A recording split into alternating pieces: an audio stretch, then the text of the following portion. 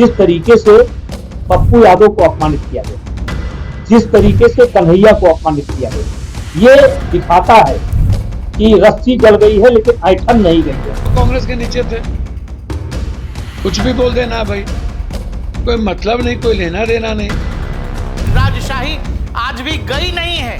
उन्होंने ये कहा कि मैं तो गिर गया था। राहुल तेजस्वी के मंच पर बिन बुलाए मेहमान साबित हुए पप्पू यादव। बिहार के बाहुबली सांसद पप्पू यादव को मिला है उत्तर प्रदेश के भूतपूर्व बाहुबली सांसद बृजभूषण शरण सिंह का साथ।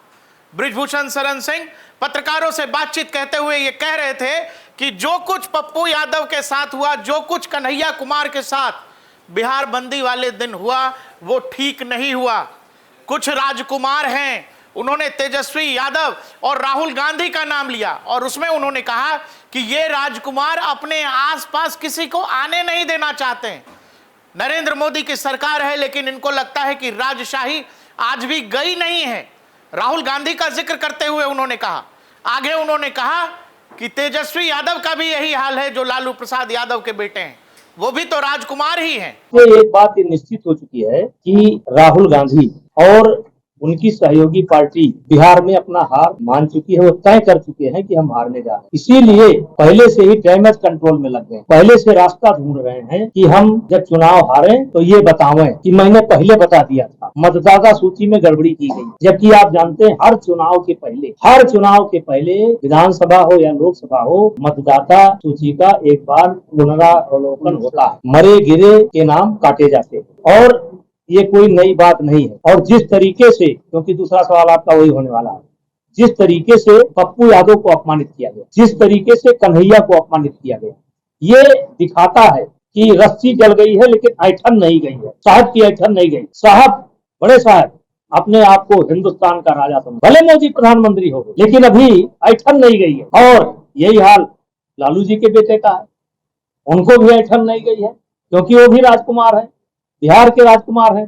तो अब राजकुमार के बगल में पप्पू खड़े हो जाएं, राजकुमार के बगल में कन्हैया खड़े हो जाएं और बराबर खड़े हो जाएं, तो ये रास नहीं आता। ये दिखाता है ठसक राजशाही का कि कन्हैया फन्हैया होंगे नेता, कोई बात नहीं है, लेकिन बगल में नहीं खड़े हो सकते। पीछे पीछे चलो। बिहार में इसी साल चुनाव है। चुनाव आयोग जो वहां पर इलेक्शन ड्राइव चला रहा है, जिसमें नामों को जोड़ना, पुराने नामों को हटाना, ऐसे लोग, मतलब वोटर करेक्शन की जो कहानी चल रही है उसको लेकर अपोजिशन सुप्रीम कोर्ट चला गया था। हालांकि सुप्रीम कोर्ट ने इलेक्शन कमीशन की कार्रवाई पर रोक लगाने से मना कर दिया।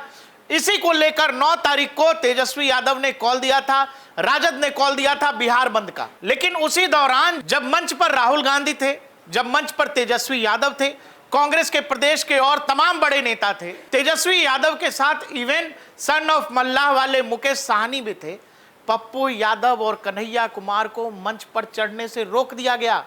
पप्पू यादव ने तो कम से कम, आपको जो विजुअल देख रहे हैं इसमें आपको समझ में आएगा कि पहली बार उनको रोका गया, वो समझे नहीं, वो फिर से प्रयास कर रहे हैं ऊपर चढ़ने का। दूसरी बार उनको धक्का देना, जो विजुअल दिखाई दे रहे हैं, धक्का देने तक का प्रयास हुआ। और यही सब उस पर बृजभूषण सिंह ने कहा है कि भाई ये सब गलत है, ये एक तरह से अपमानित किया गया कन्हैया कुमार को और पप्पू यादव को। जिस तरीके से पप्पू यादव को अपमानित किया गया, जिस तरीके से कन्हैया को अपमानित किया गया, ये दिखाता है कि रस्सी जल गई है लेकिन ऐठन नहीं गई है। साहब की ऐठन नहीं गई। साहब, बड़े साहब अपने आप को हिंदुस्तान का राजा समझते हैं, भले मोदी प्रधानमंत्री हो गए लेकिन अभी ऐठन नहीं गई है। और यही हाल लालू जी के बेटे का है, उनको भी ऐठन नहीं गई है क्योंकि वो भी राजकुमार है, बिहार के राजकुमार हैं। तो अब राजकुमार के बगल में पप्पू खड़े हो जाएं, राजकुमार के बगल में कन्हैया खड़े हो जाएं। ठीक इसी के बाद कन्हैया कुमार भी जाते आपको दिख रहे हैं, जिसमें कन्हैया को भी रोका गया।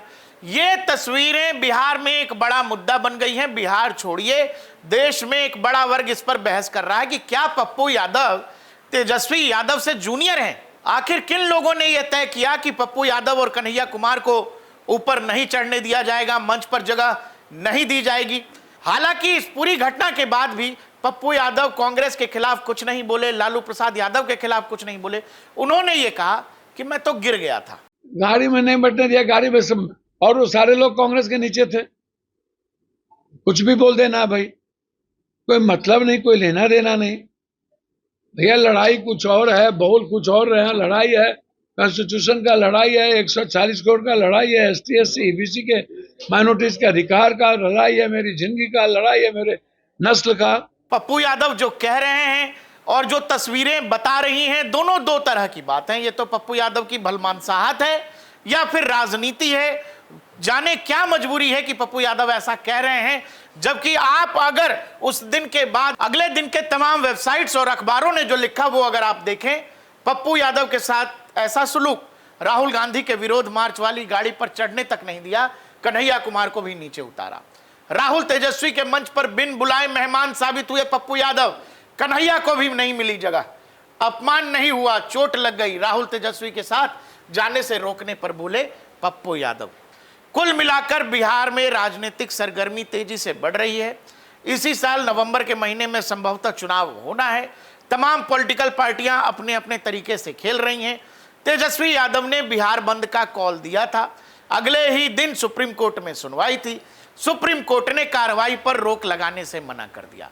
लेकिन सवाल यह है जो तमाम देश में लोग पूछ रहे हैं, जो बृजभूषण शरण सिंह ने भी पूछा, कि आखिर किस हक से, किस लिए पप्पू यादव और कन्हैया कुमार को इस तरह से अपमानित किया गया। ये एक बात निश्चित हो चुकी है कि राहुल गांधी और उनकी सहयोगी पार्टी बिहार में अपना हार मान चुकी है। वो तय कर चुके हैं कि हम हारने जा रहे हैं। इसीलिए पहले से ही डैमेज कंट्रोल में लग गए, पहले से रास्ता ढूंढ रहे हैं कि हम जब चुनाव हारे तो ये बतावें कि मैंने पहले बता दिया था, मतदाता सूची में गड़बड़ी की गई। जबकि आप जानते हैं हर चुनाव के पहले विधानसभा हो या लोकसभा हो, मतदाता सूची का एक बार पुनरावलोकन होता है। मरे गिरे के नाम काटे जाते हैं और ये कोई नई बात नहीं है। और जिस तरीके से, क्योंकि दूसरा सवाल आपका वही होने वाला है, जिस तरीके से पप्पू यादव को अपमानित किया गया, जिस तरीके से कन्हैया को अपमानित किया गया, ये दिखाता है कि रस्सी जल गई है लेकिन ऐठन नहीं गई है। साहब की ऐठन नहीं गई। साहब,